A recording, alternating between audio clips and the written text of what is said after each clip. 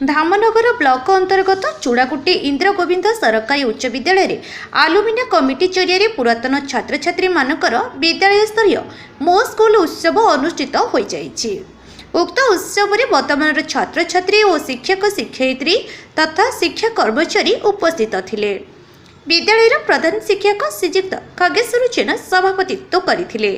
प्रथमे विद्यालय प्रतिष्ठाता स्वर्गत अभिराम नाथक प्रतिमूर्ति रे गोलाप गुच्छ अर्पण करा जायथिला और परे जातिर पिता महात्मा गांधी प्रतिमूर्ति रे गोलाप फूल अर्पण करा जायथिला। मो स्कूल रो लक्ष्य अभियान और आभिमुख्य आलोचना होइथिला।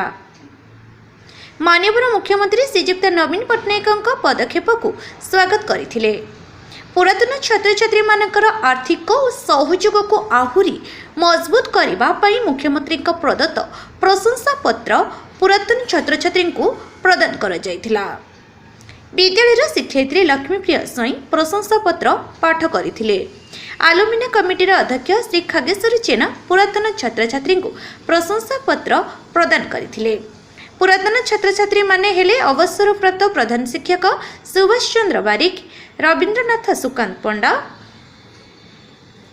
पीतवास पंडा, दोलगोविंद जेना, नीलमणि बेहेरा, अनिरुद्ध दास, पीटी शिक्षक प्रशांत कुमार पंडा, प्रज्ञापरमिता पंडा, विद्यालय शिक्षयित्री अरुंधती होता धन्यवाद अर्पण करथिले।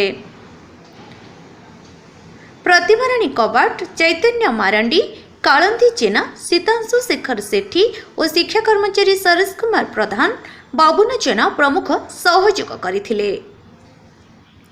Dhamnagar Firoz Sahu report, Google news.